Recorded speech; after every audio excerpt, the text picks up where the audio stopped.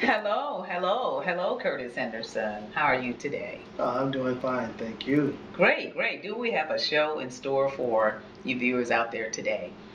I mean, this show is a show all about your movie. And can you tell everybody what the name of your movie is going to be? Well, actually, the movie is called The Grandmother Baby Scam. Okay? Okay. And it's basically a true story. Some things that actually happened to me. Mm-hmm. And hey, I think it would be a great show. Okay. And I feel like I need to get it out and talk to someone about it.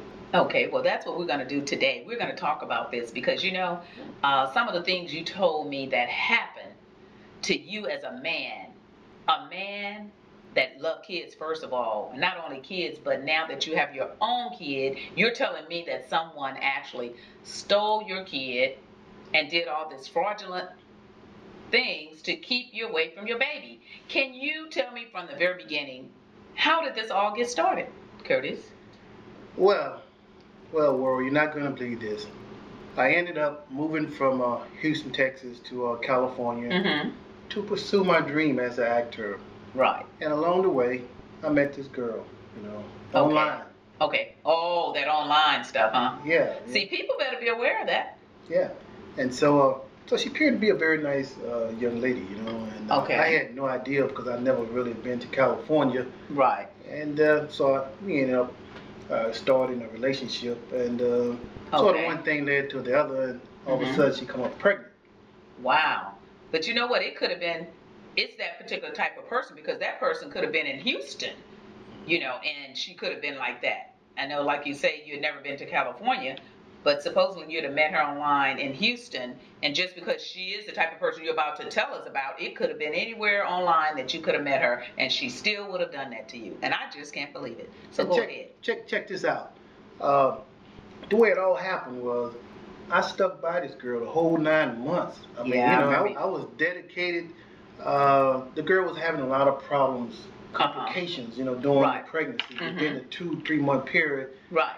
And yeah, I remember you telling me about that. Her adopted mother would always bring her to my house, and because she couldn't deal with her with all the pain, and I personally had to lay hands on the girl's stomach, and pray with her and talk to Alexa inside the womb. Alexa, Daddy's here. Please let her be able to eat and sleep. And so when Alexa would hear me talking to her inside of the womb, and she you were bonding.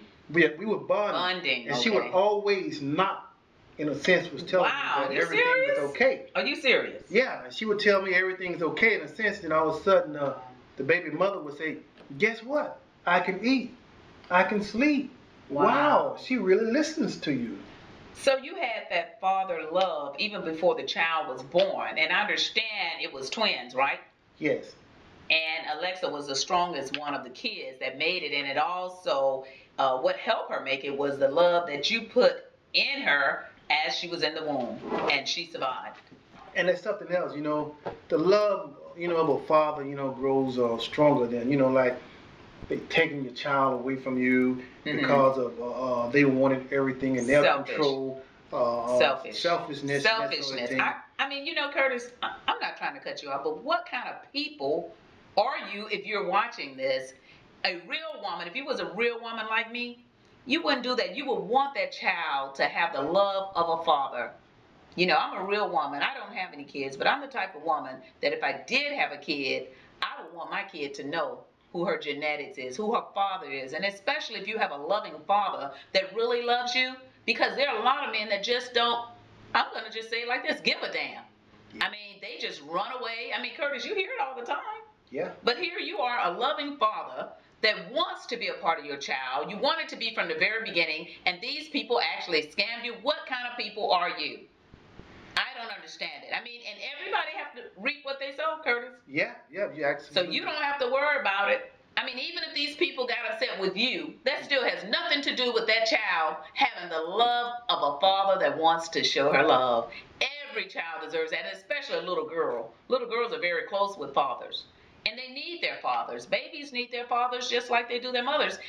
And Curtis, the thing of it is, this is an adopted mother that did this? Take me back to that. And an adopted mother at that. Now, Oh. now check this out. I stuck by this girl all the way through the pregnancy. Check this out. I was inside the hospital and the delivery room. They had a 14-year-old girl that was totally disrespecting me and was out of line. Okay. And this adopted mother wouldn't say one thing to this girl. And this girl was constantly, this baby is not yours. This baby's name is going to be Alexa Charlie Robinson. They was trying to mold me to name my baby their dead husband name. Wait a minute, their adopted mother's dead husband. Right, in order to collect Social Security. Okay, so the grandmother actually didn't say anything. And what really kicked it off, Josie, I walked into, you know how they be cleaning the babies up. I walked into the room and I said, wow, me and my girlfriend have a lovely, beautiful little girl, Alexa Charlie Henderson. And that's when all hell broke loose. You had no idea that they were going to take your baby up to this point. I had no idea. And at that point, this adopted mother, these people, that baby will not be no Alexa Charlie Henderson. You gotta be kidding me. It was like she was on one side and the 14-year-old was on the other side. That baby's gonna be Alexa Charlie Robinson, my dead husband's name. Now she's not even any blood to the baby. No blood, kin. And no blood to the baby's mother. Nope. This is crazy. Now, whoever you people are out there, you ought to be ashamed of yourself. What kind of real mothers, and I understand this other lady has kids of her own, that is a friend of the adopted mother. She should have class and be a real mother and a real woman and tell these people what's right. I mean, even if these people are upset at you, that has nothing to do with this baby. You're disrespecting this baby. You're disrespecting the baby's daddy. You're disrespecting the adopted child who had the baby. I mean, you're all scam artists, especially taking it back when you tell me you went to the hospital and these people had already forged the birth certificate. Okay, check this out, Josie. Oh, okay, I'm in the hospital now. Okay, the day 2. Okay, the lady brings in the birth certificate. Okay. Okay, they already had, you know, like just kind of like signed it up and frauded it and everything before I got there. So I asked the girl, I said, where is the birth certificate? I need to go ahead and take care of this for my baby. Right. Get that taken care of. You're all excited at this point. She was like hiding it. I can't help you, you know. I can't help you on that. Who hid it? The girl. The baby mother? The baby mother. Hid the birth certificate from you? She hid my baby's birth certificate. So she was in on the scam because what kind of woman are you? Whoever the mother is of Alexa, what kind of woman are you? Because you should have stood up for your baby to have her father in her life. I mean, how could you live with yourself? That is not nice at all. To take away a loving father, and especially I understand that you guys were together as a couple all the way up until this point. Yeah, all the way up until that point. I mean, why would you let some other woman that's not even your kin, not even kin to you? Check this out, Josie. Oh my God. So now, this is the crazy. grandmother and this is a movie. the adopted 14-year-old just totally disrespected you at the hospital. I remember you telling me that. And then got inside the hospital and tried to fraud my baby's birth certificate to her dead husband's name. And then right along when I was holding my baby, okay, check this out. I'm singing to Alexa. Alexa is smiling and bubbly. She was happy for her daddy. And the baby mother, like, I never seen her like this. I never saw Alexa. The baby mother said that, but she did not stand up for that child like she should have. That is terrible. I was like just holding Alexa, and wow, when that woman walked into the adopted mother. So they were jealous of the love. Yeah, when this adopted mother walked into that room, it was like the room just got a dark, eerie feeling, you know? Yeah, because they were jealous of the love that you had for your daughter and your daughter had back for you. I mean, how dare you people out there? If you have any hearts at all, you will want that child. You've already taken away, 3.5, 4 years away. When this child's father's right here, I'm interviewing him now on this TV show. He's a loving father. He wants to be a part of his child. I know he's called you guys. I know he's emailed several times. He says, just let me say hi to my daughter. I mean, that is torture to any man or woman that love their children. And as I said before, many men don't care, but this is one man that cares because I hear it every day. And I want to ask something. You know? What would you think of a grandmother who would do something like this? I mean, the world, listen at this now. A grandmother that's not even any blood, and here's a man wants to be a father, right, be there and support and everything. And she's trying to take the baby. She totally just taking away the father's right, trying to take away the father from bonding. I never bonded with my baby.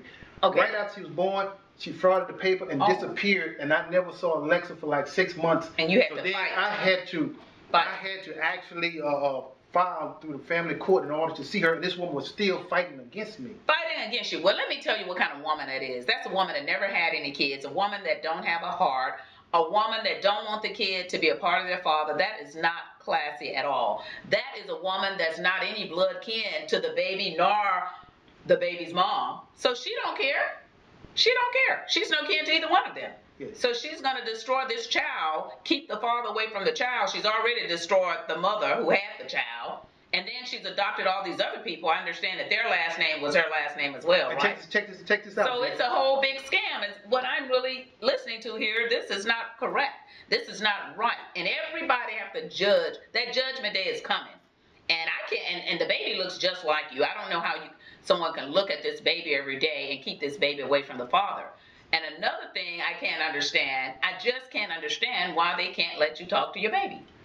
Well, in a sense, it finally come to me, that this woman is a sociopath, this grandmother. Oh, it's got to be things something that happen into her life, Oh, it's a cycle. What you're saying, this is a cycle because, like you were telling me, the mother was adopted.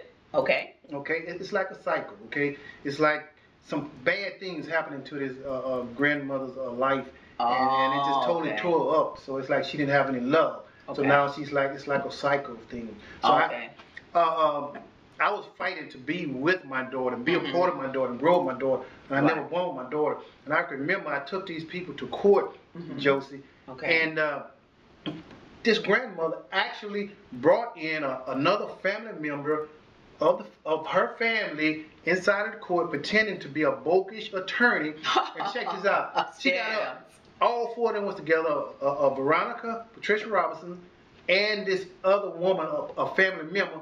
And she just jumped up, Judge, I want to say something that I am an attorney and I feel that Mr. Henderson should be, going to jail or this or that. Going to jail? Behind fighting for your own child?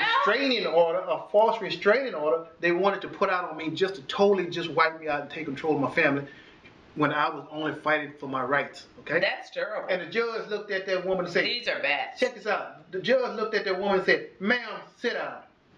He told her to sit down. And then at this time, Patricia, she jumped up. Well, I want to add to that, Judge, Mr. Henderson. Now this is the adopted. The adopted mother. See, that was all. It was like a conspiracy. Everybody against you. An organized conspiracy. Okay, and it was like one big coke clan, Oh. And so now Patricia stood up and she said, well, I want to add to that, Your Honor, this and that. And the judge said, well, who are you? I ain't Patricia Robinson. Ma'am, sit down. Wow. Just like But that. you know who I blame? You know who I blame for all of this? For taking away that kid's father and not letting that kid pick up the phone and identify with her father, her roots, her genes, her everything? That mother. But see, from the very beginning, Curtis, I feel that at one point, they thought it wasn't your child. But as you said, the nurses and everybody in the hospital could see that it was clearly your child. Check this out. It was the DNA did. Now, everybody knew that the baby looked just like you. Me. Now, why would she have to take a DNA unless the girl had played around before? Yeah. Well, we know that she played around. But check this out. The baby looked just like me. The nurse and everybody said, there's no need for you to pay for a DNA. So the judge asked both of them to sit down, because it was inappropriate. Right. And he saw straight through what they was doing. And he saw a man fighting for the rights of his child. And the judges don't see that often. So, yes. One thing I want to tell you, Curtis, is I know that there are two sides to every story. However, this is a one-sided story. And the reason why, because you people out there, Veronica, what's his other? Patricia and Beth, whoever, all these people are involved in this, the best interest in the court of law is for the child. The best interest. It doesn't matter who you're angry at. If you're angry with him, that still does not give that mother right to keep that child away from her father. The best interest is for the child, and especially if she has a loving father that wants to feed her mind and put his input into her. You've taken away the baby years, and when this child grows up and find out I mean, I've had several situations, you know, in my business where this same thing has happened, Curtis. And when those children grow up and find out, they can turn around and hate you people for that, because they're going